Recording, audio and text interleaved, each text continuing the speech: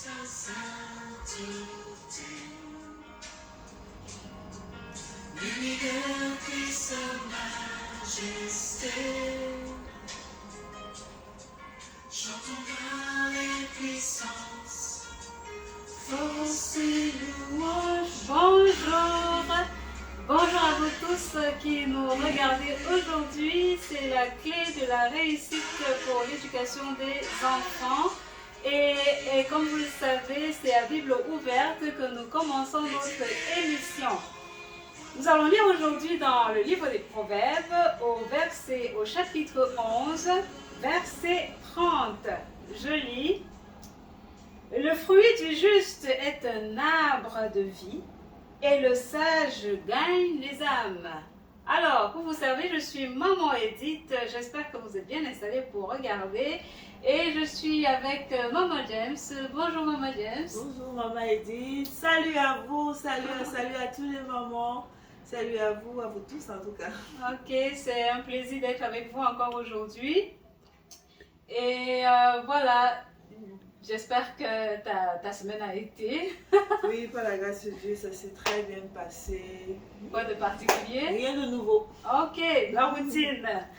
Alors, aujourd'hui, nous avons abordé ce verset qui nous dit que le fruit des justes est un arbre de vie et le sage gagne les âmes. C'est un verset très parlant. Mais vous vous rappelez, les mamans, la semaine dernière, nous avons commencé avec, nous avons parlé d'un thème particulier là sur la rentrée scolaire qui concernait la boîte à dîner.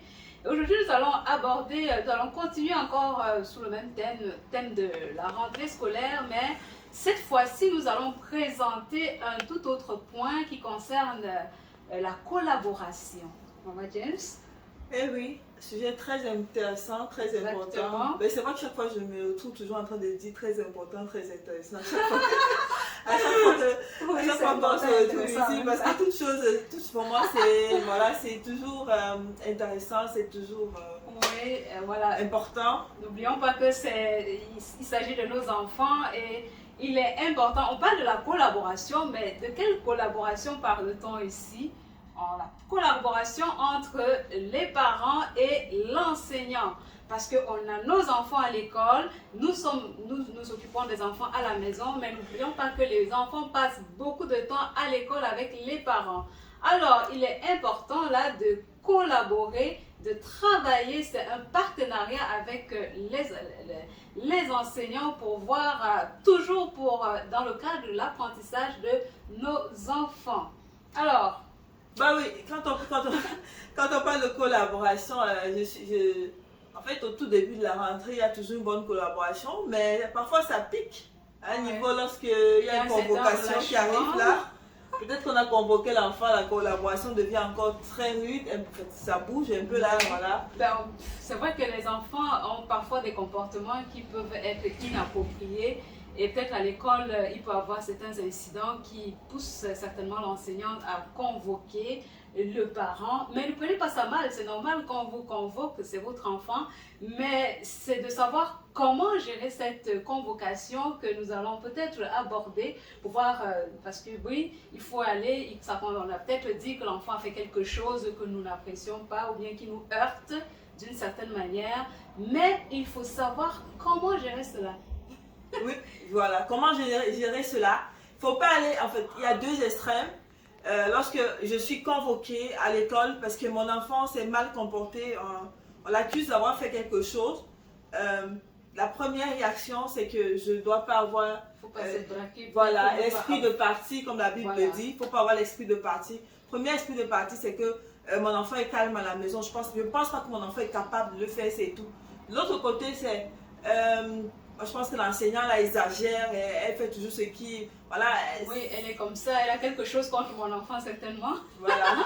Donc c'est déjà aller avec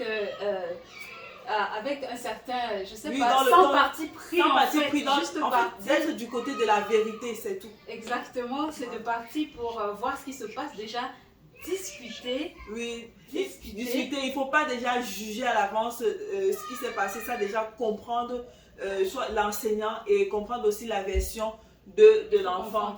Il faut confronter les deux parties, mais pas de prendre l'enseignant parle, l'enfant dit au même moment. Non, vraiment, ça c'est un manque de respect. Je pense que l'enseignant aide aussi va se sentir frustré. Exactement, Oui. l'enseignant c'est un adulte, donc on parle de manière respectueuse, on écoute, il faut d'abord écouter, avant de dire quoi que ce soit, il faut écouter la version de l'enseignante du début jusqu'à la fin sans interrompre, je crois que c'est vraiment important.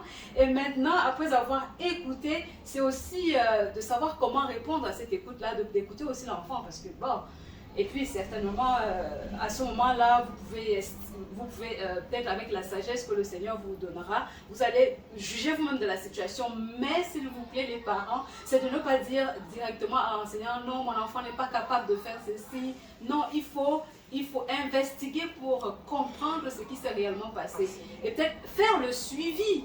Peut-être que l'enseignant a dit, vous avez compris, mais il faut faire le suivi pour comprendre ce qui s'est passé, qu'est-ce qu'il faut faire, est-ce qu'il y a peut-être il y a quelque chose que vous avez manqué avec l'enfant. Donc c'est ça, il faut...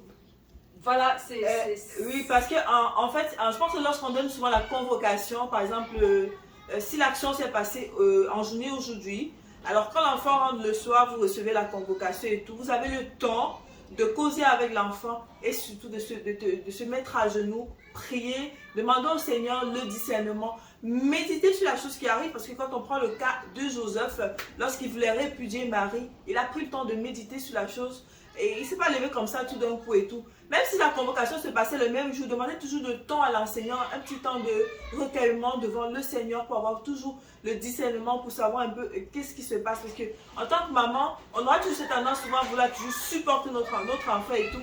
Alors que peut-être l'adulte, peut-être l'enseignant, peut-être qu'il y a juste une mauvaise compréhension ou un petit truc comme ça, un malentendu et tout.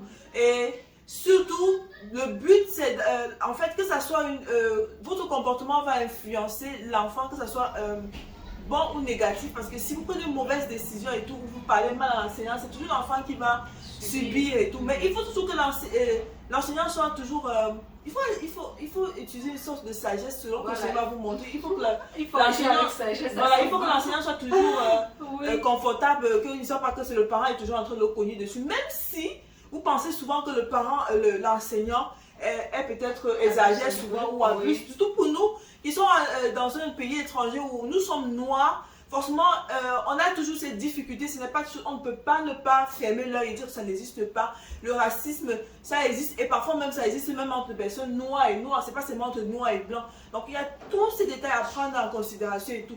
Mais nous sommes surtout invités à aider nos enfants à supporter les injustices et ça sera un sujet que certainement nous en parlerons si le Seigneur le permet, aider l'enfant à avoir confiance et tout. Mais pour l'instant, ce qui nous intéresse, c'est la collaboration, chers parents. Nous devons collaborer avec l'enseignant parce qu'il passe toute la journée avec notre enfant, nous le laissons toute la journée. Et c'est quand même absurde de regarder mal l'enseignant de ton enfant ou bien je pense aussi l'occasion du parent de prier aussi pour l'enseignant lorsqu'on constate qu'il y ait une bonne relation entre les parents et l'enfant, entre l'enseignant et l'enfant. Donc il faut prier justement. Et aussi, il ne faut pas seulement, je pense qu'on ne doit pas seulement attendre qu'il y ait un incident pour entrer en contact avec l'enseignant. Voilà. On peut peut-être envoyer, parce que maintenant, avec la technologie qui évolue, on a la relation qui est tout à fait facile, la communication est facile. Donc, ne pas seulement attendre quand il y a un problème pour aller rencontrer l'enseignant par rapport à l'enfant. Voilà. C'est déjà aussi de parler à l'enseignant, même quand ça va bien, peut-être que vous avez reçu quelque chose de bon, une bonne note, c'est peut-être de dire merci à l'enseignant pour le travail qu'il fait. Donc, ne pas attendre, parce que la collaboration, ce n'est pas seulement quand il y a les problèmes, mais c'est même quand tout va bien, c'est un travail en continu en fait. Oui, parce que peut-être même chaque semaine et toujours contacter l'enseignant pour demander comment ça s'est passé cette semaine. Il est vraiment important pour nous les parents de savoir ce que nos enfants font quand on n'est pas là, hein, parce qu'on a des enfants qui obéissent beaucoup lorsqu'il y a le parent et après quand le parent n'est pas là, il montre ça, on le voit vraiment dans son état. Hein, et pour nous ici qui sont à l'étranger, parfois il y a un dossier de discipline, un truc comme ça. Oui, un dossier disciplinaire. Un dossier disciplinaire où on explique ce que l'enfant fait. Il faut toujours aller vérifier. Je pense que chaque parent a accès selon l'établissement où l'enfant se trouve. Chaque parent a accès. Et de l'autre côté aussi, en Afrique, chez nous, on a souvent ce qu'on appelle APE. C'est comme un groupe d'enseignants avec les parents qui se réunissent là, souvent avec les directeurs pour collaborer, l'association des parents. Voilà. C'est aussi l'occasion de demander le contact de l'enseignant pour pouvoir causer avec l'enseignant, parler pour que l'enseignant se sente en zone de confort et que l'enseignant ait confiance que voilà, je travaille avec, je collabore avec le parent pour l'éducation de cet enfant et tout. Donc voilà. Exactement. Et aussi participer, on encourage les parents à participer à la vie de l'école. Parce que quand on voit l'enfant voit le parent qui vient de temps en temps à l'école, ça va faire en sorte qu'il adopte un certain comportement, il sait que son parent vient souvent à l'école, même à l'improviste, là, ça fait que ça aide l'enfant à adopter quand même des attitudes positives à l'école. Voilà. Et voilà, et de travailler ensemble avec l'enseignant comme ça, là, je pense qu'il en va de la réussite, non seulement éducative, mais de la réussite spirituelle, puisque exactement. ça aide nos enfants à l'école, ils vont être plus concentrés, ils vont peut-être plus se donner à la tâche. Sérieux et ça, voilà, donc vraiment, je sais qu'on a beaucoup à faire. Les parents ont beaucoup de choses à faire, mais l'éducation, c'est d'abord nous-mêmes. Ce sont nos enfants. Et on parce que ma soeur, on peut pas. Tu te rends compte, on peut pas. Un enfant ne peut pas passer toute une école, enfin, toute une rentrée, bon, voilà, il fait par exemple une classe et le parent ne sait jamais où l'école de l'enfant. Peut-être qu'il s'est rendu là-bas, peut-être pour l'inscription, et bien c'est tout. Non, mais ça ne marche pas. Il faut que le parent de temps en temps décide que mais je m'en vais à l'école, je m'en vais à la pause, je marche, je regarde l'enfant et tout. C'est vraiment très important. Mais chez nous, par exemple, il n'y a pas, chez nous en Afrique, par exemple, il n'y a pas de bénévolat, mais ça ne veut rien dire. Le parent peut aller à l'école comme ça, à l'improviste, dire que bon, je passais juste saluer et tout. Et c'est tout. Juste qu'il est important que l'enfant te voit le parent à l'école. Et je vous dis, par expérience, l'enfant va se ressaisir. Ça, c'est sûr. Il n'y a rien à faire là-dessus. Et on revient encore, le sage gagne les âmes. Si nous sommes sages, si nous avons une bonne relation avec Dieu, nous saurons quoi faire, comment nous comporter, surtout lorsqu'il y a une convocation, ou comment encore améliorer notre relation entre parents et enseignants, mais aussi entre enseignants et enfants. Je pense que c'est tout ce qu'on avait à dire aujourd'hui. Oui, donc soyez sages dans vos relations dans la collaboration avec les enseignants, même si ça peut être un enseignant peut-être qu'on juge difficile intérieurement, mais le fait d'agir avec sagesse, on peut gagner cet enseignant pour notre propre cause. Gagner un salut, hein? Voilà, gagner un salut parce que par notre comportement, il peut donner sa vie au Seigneur Jésus et on a gagné une âme. Ouais! Alors, on espère qu'on vous a apporté quelque chose de plus, ou bien encore sinon, vous connaissez déjà cette chose. Dites-moi encore ce que vous voulez, quel sujet vous voulez qu'on aborde ici. On a aussi une abonnée qui nous a écrit un inbox. On reviendra forcément par la grâce de Dieu, si le Seigneur le permet, sur son sujet. Portez-vous bien, commentez, surtout partagez, que beaucoup de mamans soient aussi touchées, touchées parce que nous disons, voilà, bye bye et portez-vous bien. Merci beaucoup, bye bye, portez-vous bien.